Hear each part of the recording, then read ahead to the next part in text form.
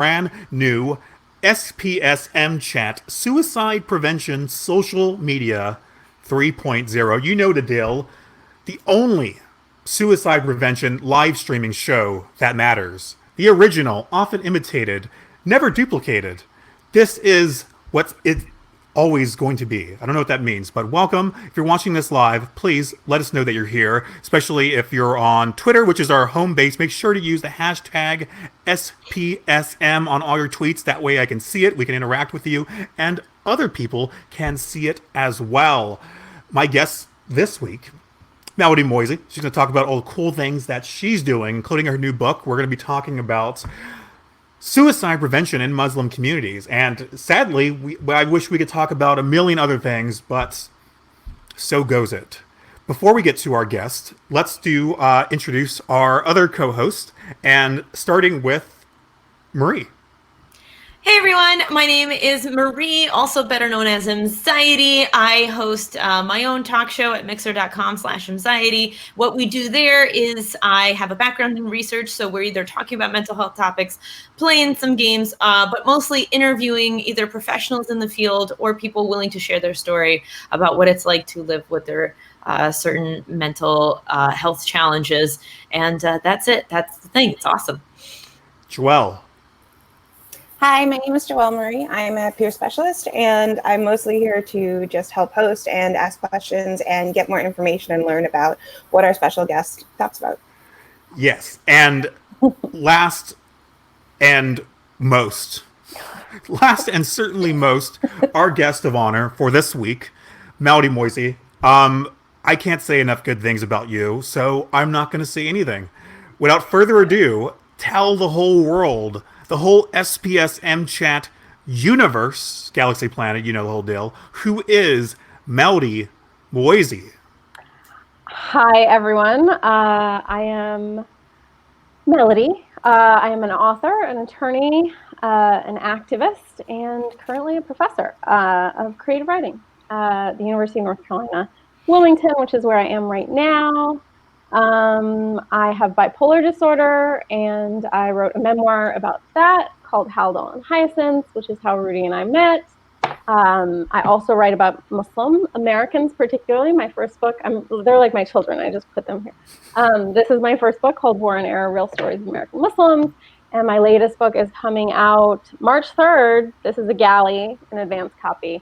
So I've now shown you all of my books. I write books for a living. So that's what I do, and yeah, thank you so much for having me. No, and it's great that you're on this show. I've gotten to interview you before, and that was awesome. And I really like you've got your hands in so many different pots. I mean, I really appreciate that you really treat mental health, suicide prevention as a human rights issue. Okay, so you can't just address it from a brain-based biological perspective. There's so many issues going on in the world, and if we ignore those, then shame on us. And the interesting thing about this week's episode, Suicide Prevention in Muslim Communities, is that it's very, very hard for someone, especially like me, who's not part of that community, to do research, because all the research that I have done basically says that the data is just woefully non-existent. So talk about that, Melody. Yes. The data being non-existent. There isn't that much, but people are doing work on this. I think what's affecting the rest of the world is also affecting the Muslim community. So keeping that in mind, there are certainly other issues that affect, depending where you're living. The majority of Muslims live in Asia and Africa. So there are issues that people there are dealing with that they aren't here. I think all of us on this live in the United States or maybe Canada, pretty much, aren't dealing with the same things. I am an Iranian American Muslim, so that's my perspective. That's what I'm coming at this from. But yeah, with more than like 1.8 billion Muslims around the world, everything's going to affect us very. We're diverse, so you can't just like make a rule and say this is how a Muslim is going to respond in XYZ situation. So. Yeah, and like let's get this out of the way. You've probably heard this a million times. You might even get it in the comments. Like, why be so open about your religion, or maybe why even be religious at all? We live in a more secular world day by day, and it can be very hard to be openly religious, no matter what your faith is. But certainly, Muslim has its own set of problems. So why be so open about your faith? So I would prefer not to be so open about my faith. As a human rights activist, I am open about the things that it's useful for me to be open about. So people would ask the same thing about, why are you open about having bipolar disorder? The reason I'm open about that is that there's a lot of discrimination and stigma surrounding mental health conditions. So exactly the same reason I would be public about my faith, which is a really private thing, and it's actually not been helpful for me on a spiritual level in certain cases to be so publicly Muslim. It is a private thing. Like there's no reason for your religion ever to be a public issue until people start banning you for it, right? Like we live in a country where now my extended family in Iran cannot come visit me in the United States. That's an issue that is really close to my heart. We live in a country where hate crimes against Muslims are on the rise. We live in a country where, if you want to talk about some of the varied reasons behind suicide in any given community, racism, any sort of discrimination is something that contributes to the environment we're living in, and certainly contributes to experiences of depression, anxiety, and other mental health concerns. Awesome. So before we get into our first question, which I think is 3 minutes away, I want to make sure to give some shout outs to people joining us on Twitter. Hello, Jeanette. How are you? Coming from UBSSW. Hello, Marshman. How are you? Seminary student at Union Presbyterian Seminary in Richmond, Virginia. Currently writing a paper. Let me see. I can put this on the screen. What am I doing? Currently writing a paper on suicide in the Bible, the early church, and modern pastoral care, hopefully presenting at #AS20, me too, and submitting the paper to Society of Biblical Literature by Jan. Joelle Marie joining us on Twitter as well. That is amazing. And hey, Krista Marie, how are you doing? Our fearless moderator, making sure that she is giving amplification to everyone using the hashtag SPSM. Hello, Dr. Amanda. How are you as well? Keep up with the introductions. Anyone else have any questions, Marie or Joelle, before we get into our official conversation? Not. I don't think so. Not right now. I mean, we got some good questions coming up, I think. Okay, so let's. We're 2 minutes early, but we tend to always just like go over time anyway. So let's give some quick shout outs first to people on Mixer. So hello, Mxiety, how are you? Hi. Hello, the Muslim hippie. Hello, the Muslim hippie. I appreciate how you. doing? Hey, Leah Harris, how are you? I don't know if you know Leah Melody, but she is awesome. I'm familiar with her work. Yeah. Yeah, she is one of the greatest people that ever lived, but so are all of you. So let's get into it. Question number 1. Let's just go to me. Question number 1. What are the specific challenges of suicide prevention in Muslim communities? And of course, we're going to start with you, Melody. Yeah, like I said earlier, with more than 1.8 billion people, this is the second largest religion in the world, fastest growing religion in the world. Obviously, we're going to have a lot of the same problems anybody else has, but also specific problems related to, again, the only reason it would make sense to be public about your religion, in my judgment, which is discrimination. We have about 1 million Muslims in China currently in concentration camps. Probably not good for your mental health to be in a concentration camp. You have just out of Myanmar, you have more than 700,000 people who have fled to Bangladesh. So not good to be displaced from your homeland on account of your ethnicity and your faith. So that, I don't think, and it's important for me being in the United States to say this, because I don't think a lot of Americans know that there's 1 million Muslims in concentration camps in China, right? I don't think that's common knowledge, but it's something that's happening, and it's certainly something that is affecting mental, physical, spiritual, all kinds of health.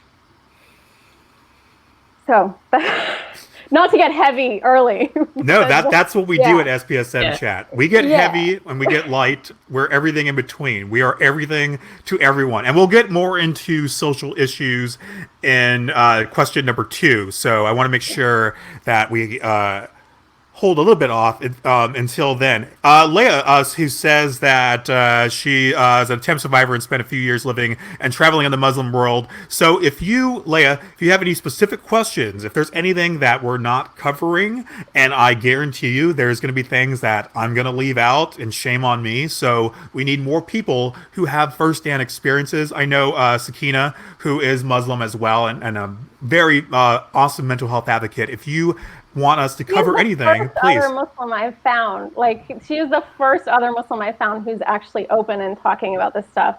Yeah, you know what's awesome is that in my limited research of what I can find, there's actually in the past year there's a Muslim mental health and psychology center that opened up in USC, and I live in Los Angeles, so I'm going to investigate this. I'm gonna talk to this person who sounds like an awesome person that's really leading the conversation, because there's not that many like mental health centers, resources, organizations to really get information that is tailored specifically for those communities.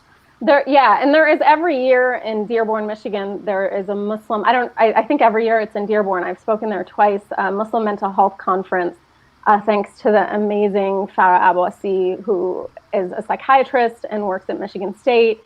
And this conference is so great. The first time I went and spoke, I was sure that when I left, they would never invite me back. And I was sure that I wouldn't get like a standing ovation. I was sure no one would be, this was because of some prejudgments I had about my own community. And as Rudy, I think you know, I often, when I talk about fighting the stigma around mental health conditions, I talk about other movements from whom we can learn, right? From which we can learn. And specifically the LGBTQ movement, I think, has the most to teach us. So saying that in a Muslim mental health conference in front of imams and all these kinds of different Muslim leaders, I thought would make me a lot more unpopular than it ultimately did make me. And they did invite me back. And I got a really warm reception there. So that was really heartening. Our community, like so many other communities, is changing and evolving. And I'm so grateful for that. What say you, Marie? I actually had a question for Melody, if that was okay.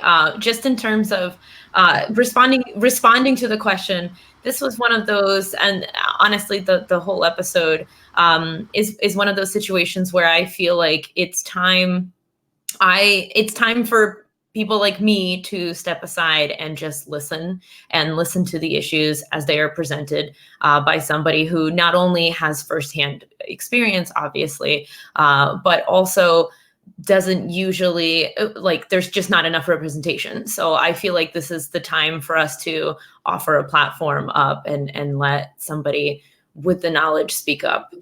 I hope that makes sense. But I do have a question for you, Melody, if that's okay. Yeah. So my question for you was, so you had mentioned that you didn't expect, a warm reception from your community, when you are talking about suicide prevention. Can you kind of go deeper into that? What specifically, I guess, what are maybe the things that you are fighting against that are, like, what are the pressure points when it comes to suicide? Is it discussing suicide, like suicidology in general? Is it discussing, how somebody might have ended their life? Is it is it the whole thing totally? Just right? Any other details? Yeah, I mean, what I was specifically speaking to was using the example of the LGBTQ community. But with respect to suicide, like in a lot of faiths, to a certain extent, like so many other faiths, having faith in and of itself can be a protective factor. But I am a suicide attempt survivor, so didn't work for me in that case. But I will say that our community has not, like so many others. And the reason I always feel like I have to say like so many others is because we're so frequently demonized that I try and make it clear that we're not. And that is partly initially when we were talking, like the use of phrases like the Muslim world, like that can be a little problematic because immediately you think, oh, there is a Muslim world. Like, no, we're everywhere. Like there's a they, it's a they them. Yes, segregation. exactly. Yeah. They versus us, right? Yes, So yes. so that can be a concern. But there's also, I guess, when you're talking about how the faith views suicide, and like a lot of faiths, it specifically is against it. Right. And there are some people who will say, like, oh, if you die by suicide, then you're going to hell. So that is difficult and problematic in dealing with, because for me, it's just as important for the people who we've lost to be clear that this is a faith where our most holy book, the only source of revelation in Islam, is the Quran. Every single surah of the Quran, except for one, which I think it was just an accident, they forgot to put it, it starts with Bismillahir Rahmanir Rahim, in the name of God, the most gracious, the most merciful. So I don't see the most gracious, the most merciful sending somebody to hell for having a mental health condition. Meet my cat. I feel like she always tries to like. Hi. We're animal friendly in SPSM Yeah, Chat. apparently. Like, we got a pig, we got dogs, cats. Nice. So, which are good for your mental health too. But in any case, that is seriously not. It's all right. Such a hog. You want to come sit here? I only have 2 cats. If you see the other one, don't think I'm like hoarding cats. I only have 2. If the other one shows up at some point, why don't you sit down or leave? Yeah, let's get to Okay. Joelle. Joelle. Question 1. Yeah, we're on question 1. Okay. I mean, I do want to echo what Marie said. I almost said anxiety. What Marie said It's okay. about, you know, I don't have as much knowledge or obviously experience of this topic, this specific niche topic, as some others that we've talked about. And I really do want to give Melody a chance to educate us and inform us about her experience and her knowledge and her life as she feels it would be helpful. I do want to say, as somebody who is trying to figure out what's going on with suicide for Muslims and the rates and how much of a risk it is, and just in terms of numbers, that is something that's hard to find. Like when we talk about, Oh my God. when we talk about getting where we're getting the information and how we're getting it, it's just hard to find. And as far as I understand, that's because of a lot of the issues surrounding talking about suicide. And that's right. I mean, like one of the most practical issues is if you die by suicide, some people will not bury you. They will not bury family. So family members end up lying to get a Muslim burial, like basic things like that. That's just practicality. So it would be underreported, because if somebody wants a Muslim funeral, if their family wants a Muslim funeral for their family member, and I've seen this happen, they say, oh, he died in a car accident. You know, don't mind the ligature marks around his neck, like he died in a car accident, like those kinds of, and thank God they're able to find people who are okay doing that. But I think so there's that stigma associated with it that leads to just a lot of practical issues. And then it's just not something as a community we want to talk about as being a problem. And I've had people talk to me before, having dealt with suicidality personally, other Muslims be like, well, you know, there must be something wrong with you. Like you must be possessed. Like we have some notion of that. We call them jinn. You're possessed by like the devil, or not. It's not the devil. You can Google it, learn more about jinn. It's very complicated, and That's where the word genie comes from. Yeah, there you go. So you can say it's jinn. Like this is, but it's not, right? Like it's a combination. I think my biggest hurdle has been, as a person of faith, dealing with a mental health issue and recognizing that this mental health issue is also a spiritual gift in my judgment for me, in my experience. I have had 2 mystical experiences in my life associated with manic episodes. One was a manic episode, one was a hypomanic episode, and I didn't know that's what it was at the time. But ever since, like, I have not been able to question the existence of a connection a sense of divinity within that all of us have. Ever. Like I don't question that because I felt it. It's not that I didn't read it in a book, you know, it's something I felt deeply personally. So I wouldn't give that up. And I do think part of that is related to this condition I have, which is currently known as bipolar disorder. But it's been really hard to find people in the faith community who are willing to say, oh, your clinical experience is valid. You do need medication. You know, who are not going to judge me for that. And then on the other side of it, it's been hard to find people in the medical community who won't say things to me like, oh, you know, these are delusions. Or your whole faith is a delusion. I mean, I was actually, they wrote when I was praying in the first psychiatric facility where I was hospitalized, they actually wrote that was a sign of hyper-religiosity. Like I know, like Muslims pray 5 times a day. I barely pray like 3 times a day. Right, you know, and just not knowing that. Do it right. Wow. Now, I want to get to the people on Twitter for question number 1 and get their responses, and then we'll get to question number 2, which has already been tweeted. Hey, Desiree, how are you? She says that is fiery ass red hair. Marshall says, great point. Religions that believe deeply in a gracious deity simultaneously believing that deity will send someone to quote unquote hell for their suffering is a problem. Theological differences aside, this is a big discussion in suicide prevention and faith. Thank you, Marshman. Leah says, all faith communities, including Islam, are diverse and not a monolith in their responses. Yes. Yes.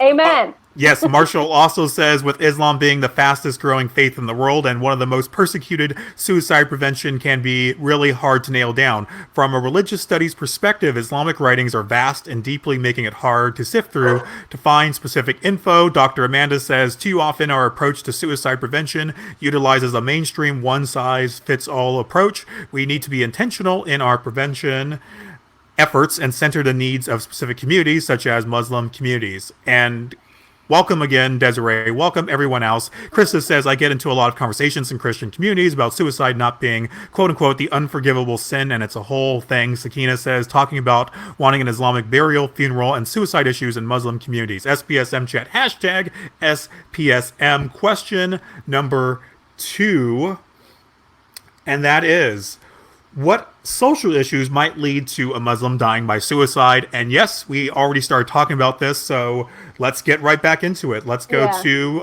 Melody.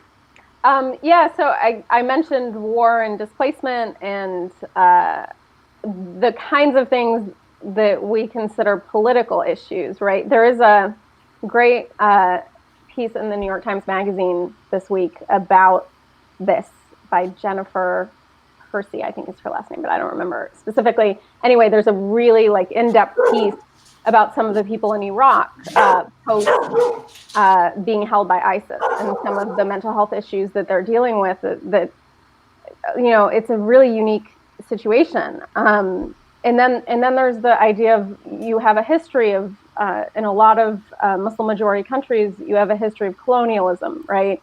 We have intense colorism in a lot of, everywhere, but racism and colorism, which people don't talk about quite as often, but that you internalize that stuff. You know, if you don't feel beautiful, if you don't feel worthy, if you don't feel intelligent, that will affect the way you see yourself. And if you already are at risk for a mental health condition or you already have one, that doesn't make it easier. So all the issues that everyone else will be dealing with, the social issues of racism, Islamophobia, homophobia, transphobia, all of those horrible phobias and isms, like they affect the Muslim community.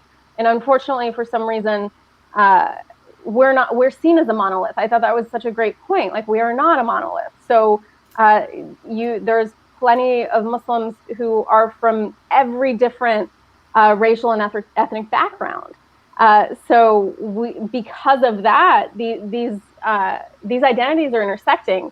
If you're a woman, if you're gender nonconforming or non-binary, all those issues that would affect you in terms of discrimination also affect you as a Muslim, right? I remember after the Orlando shootings that happened by a so-called Muslim who anyway, every time there's a shooting, I'm like, please, God, don't let it be someone who's Muslim. And then separately, please don't let it be someone with a mental health condition, because it's like the worst on display. And then suddenly we're all judged by that. And I think people in the mental health community, you can understand this. So just know that Muslims are facing this twice.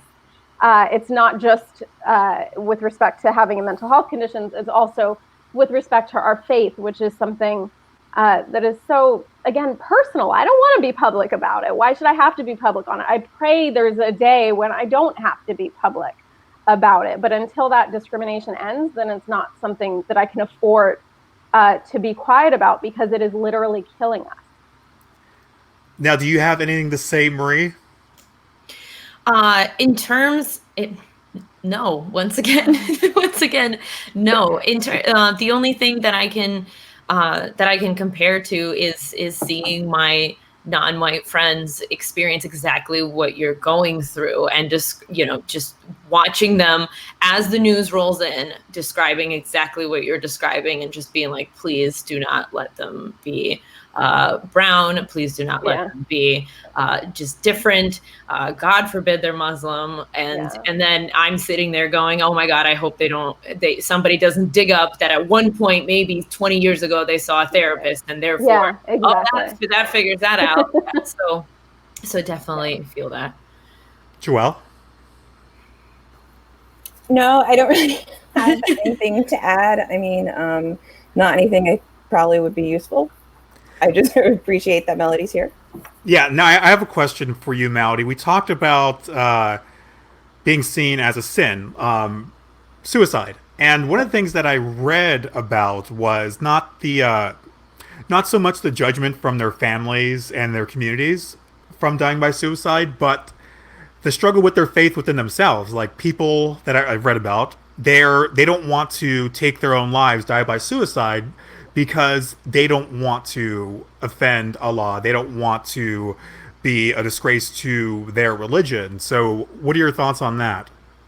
Yeah, I mean, it's a common experience. And just for the record, like, Allah is just Allah, when we refer to God, that's just the Arabic word for God. Right. And that's and it's the same God of the Judeo-Christian tradition, actually. So it's worth noting that, like, sometimes that kind of thing can create barriers where they're unnecessary. Because I think people in Christian communities face this, people in Baha'i communities face this, and Sikh communities face this, and all different faith communities face this kind of, oh, I'm a sin.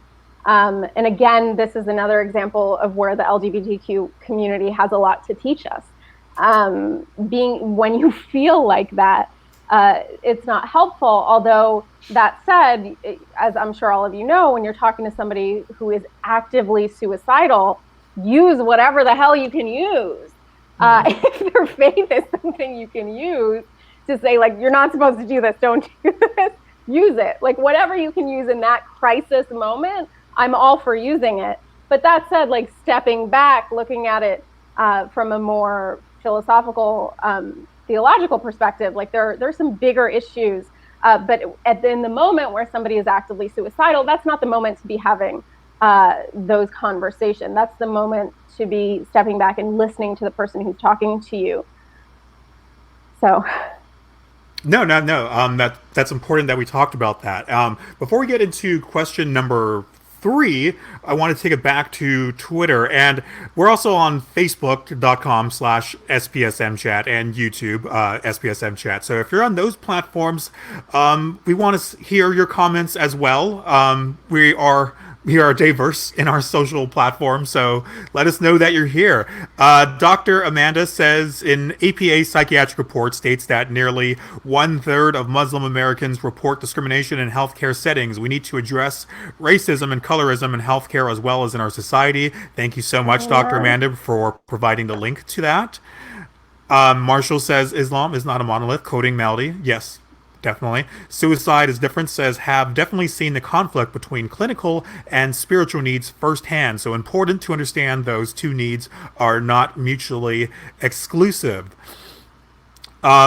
I think we're, oh, okay. So Jeanette says, if a person can't find a competent therapist, they may not seek help. Yes, I agree as well. Jeanette also says, in the rural area where I am a therapist, there is lack of therapists with experience working with diversity of religion. And we are getting ahead of ourselves because that's that's actually more in line with question number 4. So there is a tease right there for things to come. Marshall says, question, where is there anything in Quranic literature, if anywhere, concerning suicide? What say you, Melody?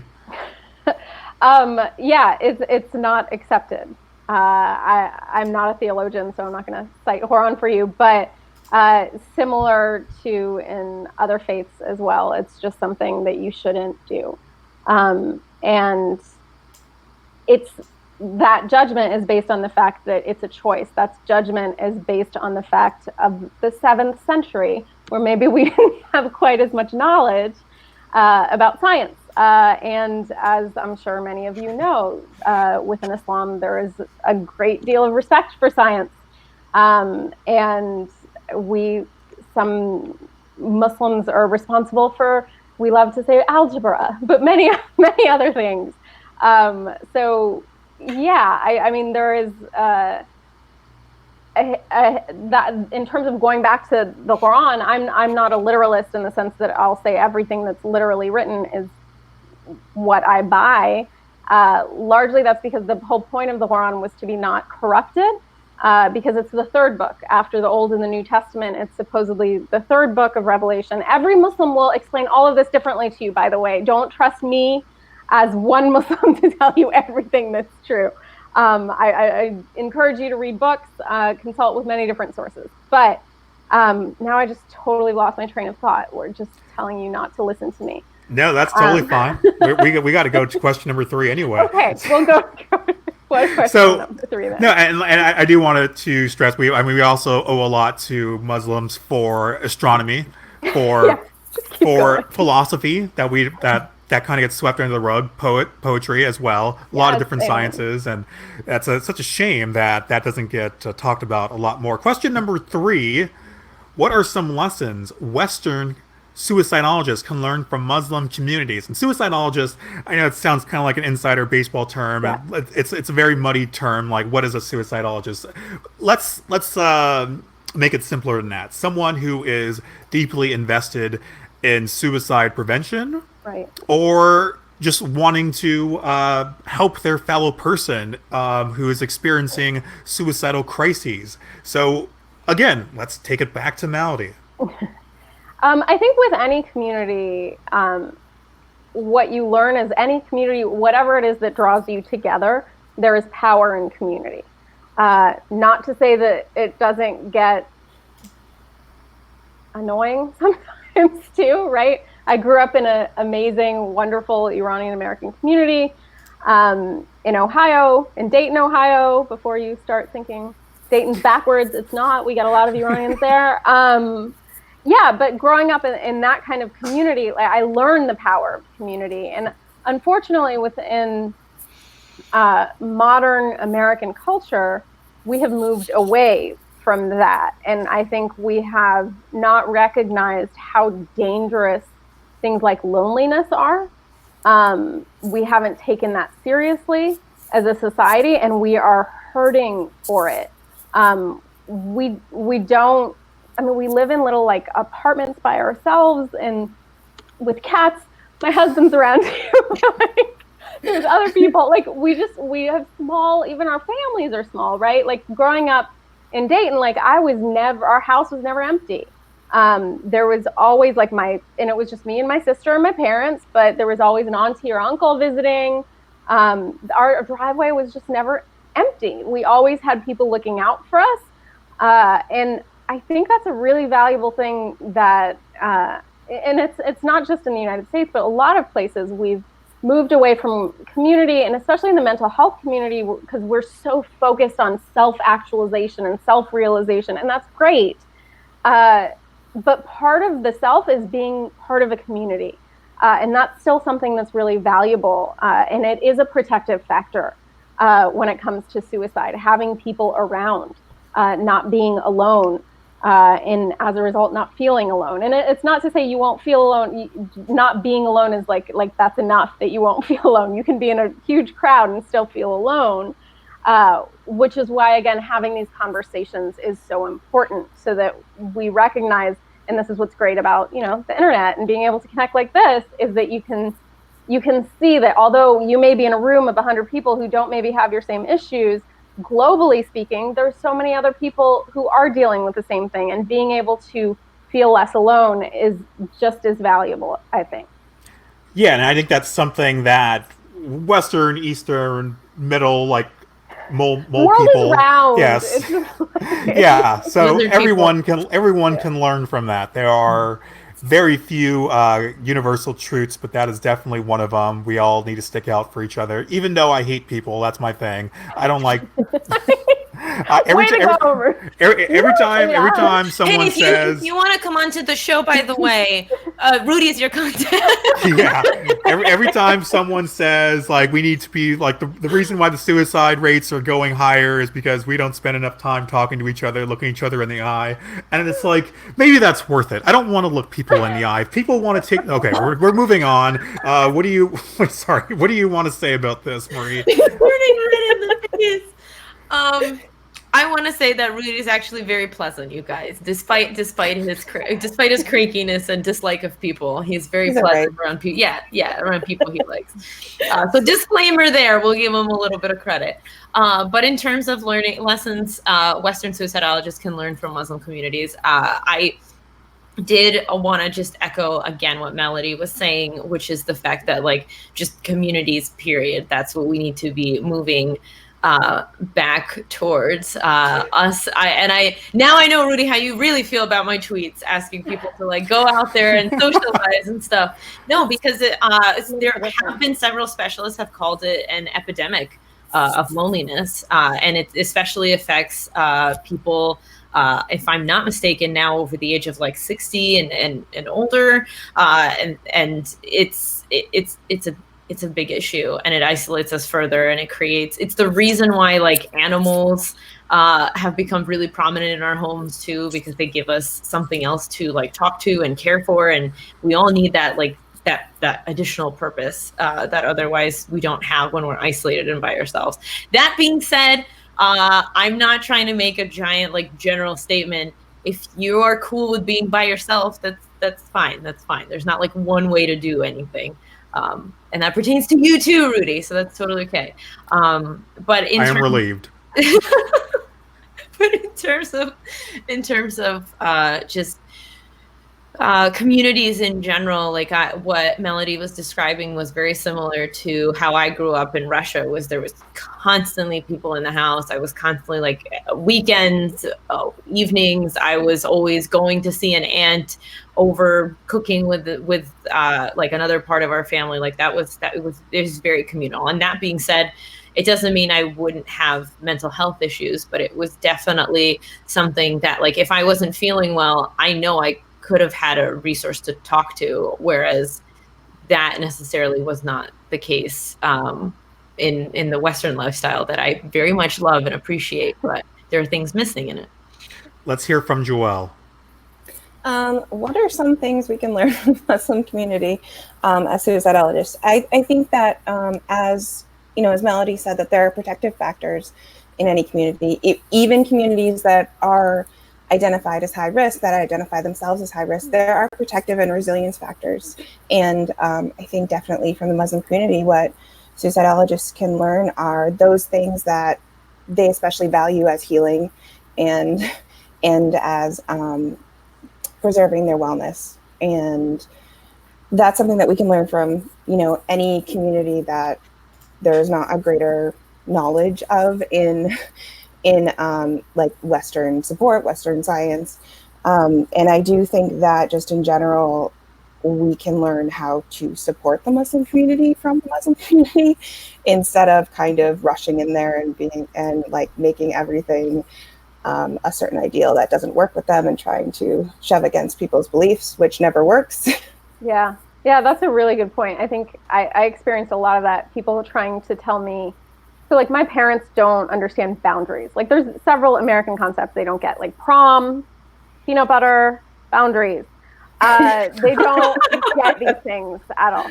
And I've had psychiatrists, my current one gets it, but like who have said, no, but like your parents need to not do that. They need to have, and I'm like, I love my parents. They raised me to be who I am, and they raised me, and I'm pretty amazing, you know? So like they did a good job. So and I'm like, I'm very close with my family, and I have had therapists at times say to me, like, that's not right. You shouldn't be that close to them. They shouldn't know everything about you. And it's just like, no, I don't have secrets from them. And I don't like the idea of keeping secrets from them.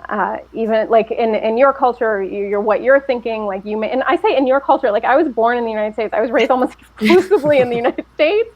But I still have this in me that like, I don't have the same concept of boundaries personally that Americans have. Like I use way too many exclamation points in all of my emails. I'm too like, there's so many different, like I know that's not a boundary thing, but I'm too friendly. I'm too cordial. Like I'm not good at formalities. And I know like there are settings where I should be better at that, but I'm just like, and part of that is cultural. Like when I meet people in my culture, you usually kiss them, but in American culture, like you don't do that. Like that's not a standard practice. So I feel like closeness and like that kind of, those kinds of experiences and those kinds of things are just, I don't know, like the sense of like being close to people and how you say hello and how you say goodbye and all of that is culturally dependent in some cases, right? Like when we say goodbye in Farsi, it's similar, right? Like goodbye. I don't know if the etymology in English is that, but it's like Khuda Hafiz, like remember God. That's how you leave someone, right? Or if you ask somebody how they're doing, and that's part of what I like living in the South, is that like people often say how you're doing, and people will say I'm blessed. In where I'm from, like people will also say Eloy Shok, like thank God, or Alhamdulillah in Arabic. You ask how somebody's doing, you say God is great, or like the result is like God has been good to me. So I don't know, that has soaked into me in some way. And you know, Melody, you're in the right place because we're having boundaries. You can't be a guest on SPSM Chat with having issues with boundaries. Honestly, like the only boundaries we have are like these black bars that separate our camera feeds. That's true. So, before we get into our last question number 4, let's go check out the Twitter chat again. Let me put them on screen. Marshall says to question number 4. Actually, let's get to that in a little bit. But I love how people are staying on top of these things. And feel free to go back to other questions, too. Don't worry about it. Leia says, so I am not a Muslim, but in general, it's not cool when providers expect a person in distress to educate them about their religion/culture. Please educate yourself if you work with folks from a particular faith community that you're not from. Avoid assumptions. Marshall says, when communities are built, they have the power to make people feel less alone. Sakina says, it's a really important point. What you said, Melody, we have not recognized how dangerous things like loneliness are, and we are hurting for it. Krista says, disclaimer that this is from a perspective of Christian, not a Muslim, but people saying suicide is an unforgivable sin has led to a lot of self-judgment spirals for me that honestly just made my suicidality worse, and it's still something I struggle with years later. Great point, Krista. Thank you for sharing that, Krista. Thank you. Yes. Let's see if we're all caught up. Yeah, so we'll get to question number 4 then, and that is question number 4. Here we go. Do you feel properly equipped / trained to support a Muslim in suicidal crisis? And before I forget, I want to get to Salty Meg had a question as well. I volunteer at a suicide hotline looking for ideas to help Muslim callers. Should I get any? And what say you, Melody? To help Muslim, first of all, thank you for doing that. Secondly, Muslim callers, only if they identify as such, and it's something that obviously, like you should know that's how they identify. But I think the best thing that you can do is connect with their humanity. and things, and also just listen to them instead of they may tell you like, oh, in my faith, this is what we believe. Just sit and listen and let them explain it instead of just like whoever just said that about you don't have to. I think Leah just said that about not educating. You shouldn't have to educate other people. Don't make them educate you. Don't. This is not a time for a lesson in Islam. This is Islam 101. Somebody's in crisis. The idea is to help them. And again, God bless you for doing that. And if you're an atheist, apologies. Like I didn't mean anything bad by that. And thank you. I'm an atheist for doing that. Thank you for doing that. You don't take offense to it, but no, I understand that can be offensive for some folks. So I didn't want to leave anybody out there. But yeah, thank you for doing that. And dealing with Muslims, I think just listen to them because everyone's interpretation of Islam is different. There are countless, Rumi says there's hundreds of different ways to kiss the ground, kneel and kiss the ground, right? There's so many different ways to practice your faith, whether it's Islam or Christianity or Buddhism or whatever your faith may be.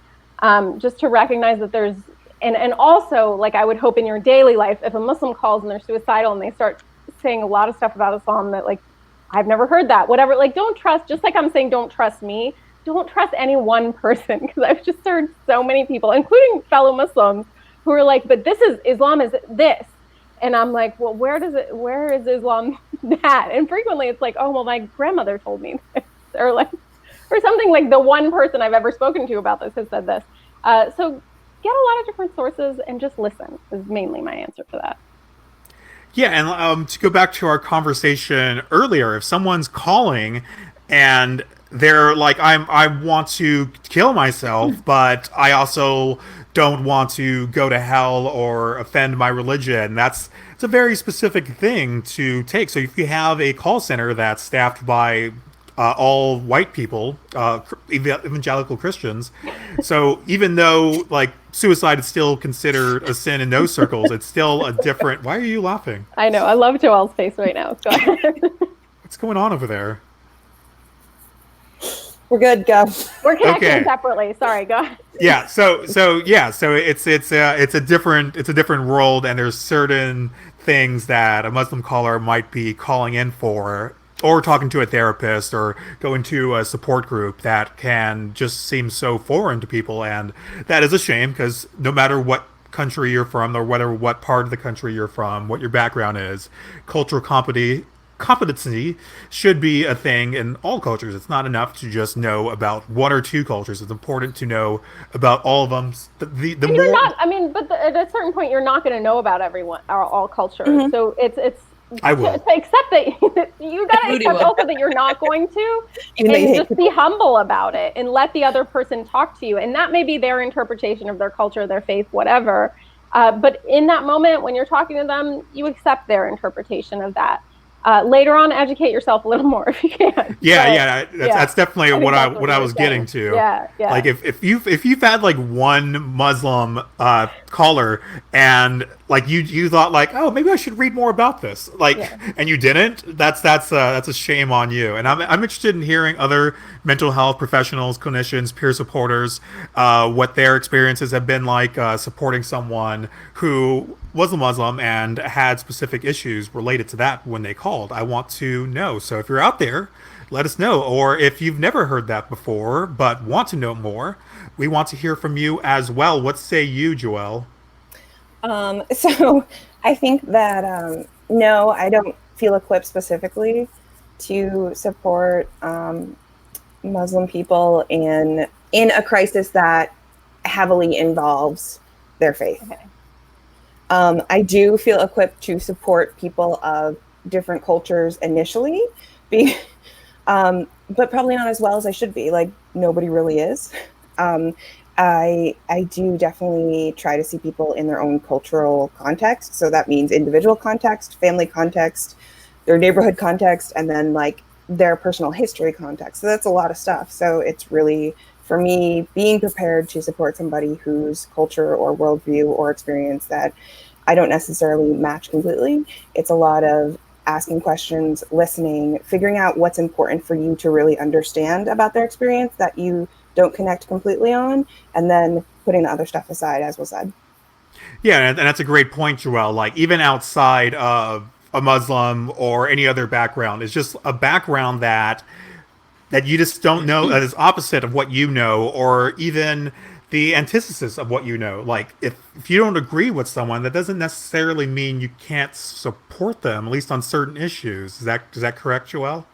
Yeah, actually, I have supported a lot of people in my role that I absolutely don't agree with on certain stuff, but that's not the point of my job. The point of my job is to support people in what they want to do and goals that they have and how they want to navigate their life, and that's the only point. So you can definitely do that. Let's go to Marie. Have you ever had Muslims like in your streams, Marie? Absolutely. One of my like oldest community members identifies as such. But I don't think I've ever had a conversation with him that has been like very heavily involved in his faith. The only thing that I can say on my end is I have that experience of, and I'm not pretending like it's the same, or I have walked in somebody else's shoes, or that I would sit there and be like, oh, I totally get this, because I'm not that at all. But I have as an immigrant, and as English not being my first language, I know it doesn't sound like it, but in high school it was really tough. But as somebody with that issue, I definitely went through that feeling of other, and the other thing that a lot of us, especially us SPSMers, are very capable of doing is empathizing. That's not something that that the whole point of being able to empathize is saying, I haven't been in your shoes, but man, what you're experiencing must be really difficult, and I'm here for you to be able to support you however you need me to. And so, although that might not be, that might fall short in certain areas, absolutely, and I recognize that, and that's where I need to be working harder and doing research, and which I have. Like I've read some books. That's all I could say. I think that's. I mean, that's what honestly, though, we're human. We're all human. Yeah. Like, you're in a moment of. I think the reason you may have dealt with Muslims who are dealing with suicidality is because there are a lot of Muslims in the world. Like, that's Right. it. Like, there's Right. just a lot of us.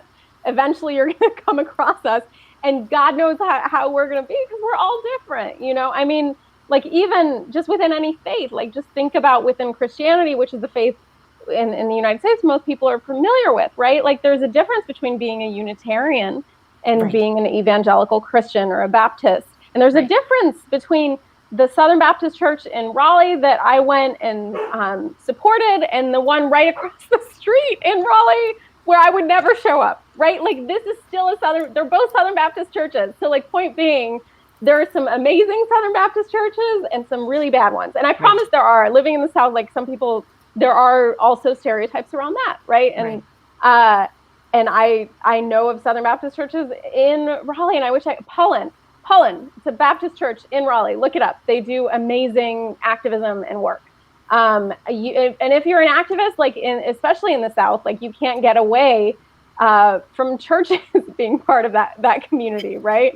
So point being, like, you're just going to come across a lot of different kinds of people, and in terms of feeling properly equipped to deal with a Muslim, I think that question sort of assumes certain things that I don't think we need to assume. Like, we're not like lizards, you know, like, we're still human.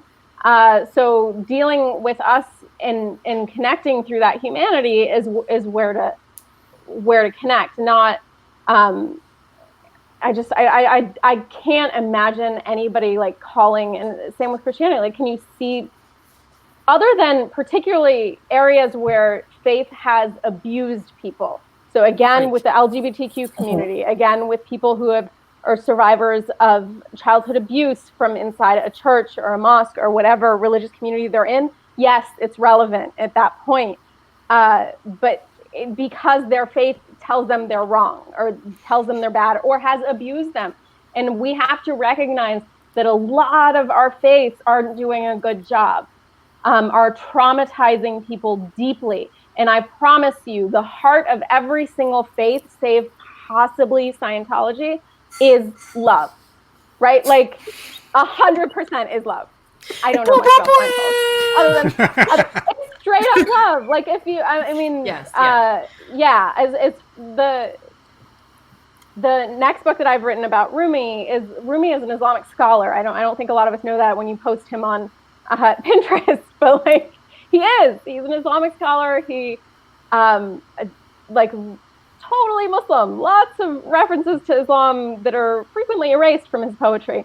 But yeah, and what he taught is my religion, my nationality, my everything is love.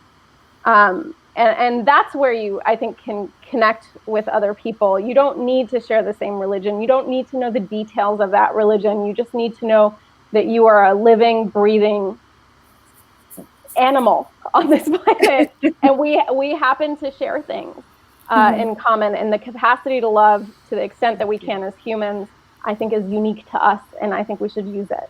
So yeah, I feel equipped in so much as I can love.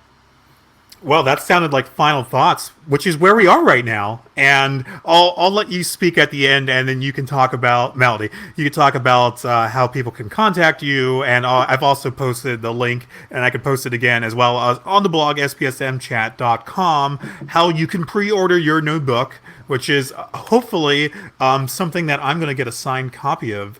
Very soon. Yes, please. All of us. Yeah. I'll share with Joelle. But final thoughts, Marie.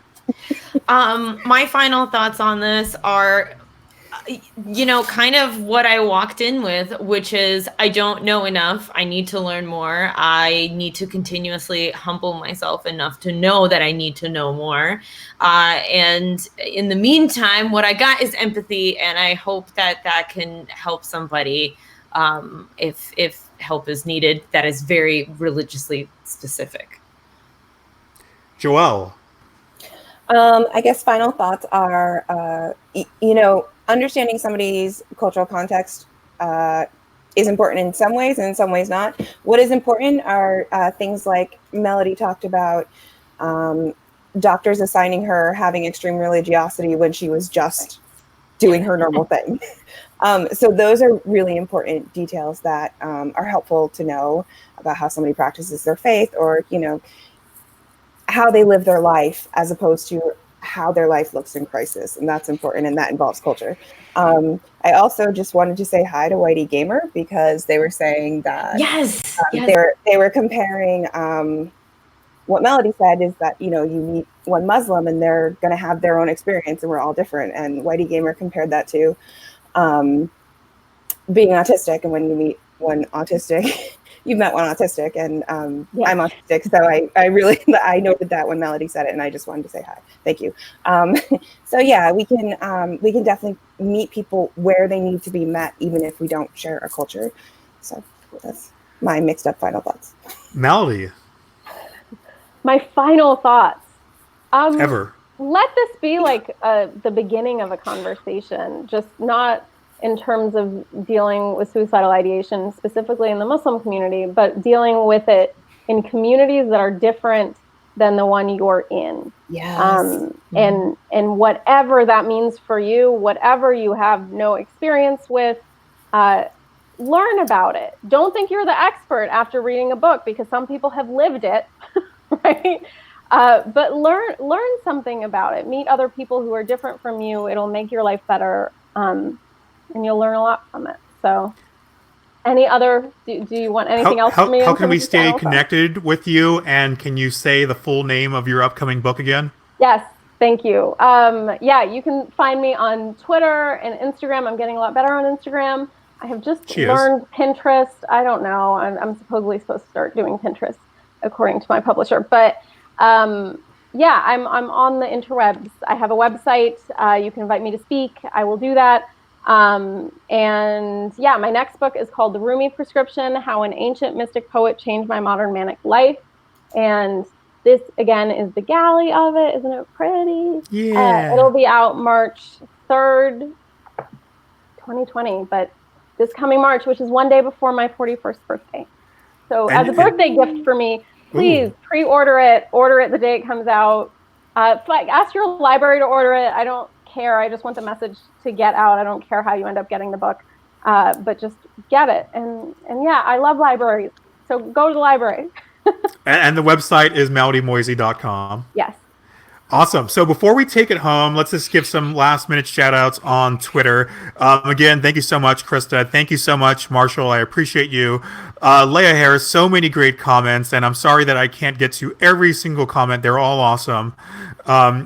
Again, thank you, Marshall. Thank you, Krista. And thank you, Jeanette, as well. I appreciate your feedback as well, especially coming from your background. Thank you, Sakina, as well. I appreciate you. And thank you to everyone else. Any other last-minute comments? Krista says, yay books and yay libraries. I agree.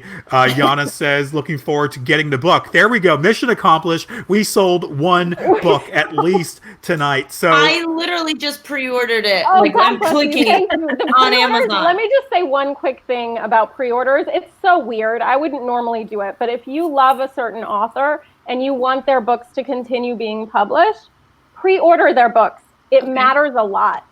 Leave a review on Amazon if you've read it, and you liked it. If you didn't, but all of that actually matters for artists. I'm sure it applies to visual artists and other kinds of artists as well. But just getting that kind of support, even though it seems like it doesn't make sense, that's, I guess, how the market works these days. Pre-order away, please. So that's going to do it for this week. I know you got to go to sleep now, Melody. So next week, is this the right date? Thank God. Next week, next Sunday, we're back to standard time. Can you believe that? November 10th, 6 p.m. Pacific Standard Time, 9 p.m. Eastern, for an SPSM chat. Our guest will be Stephanie Sampson, who is an art therapist and metal lover. So that's Danielle Glick's friend. So she'll be back. And so will Hudson with another piggy update. That's going to do it. Speaking of piggies, hold your piggies close.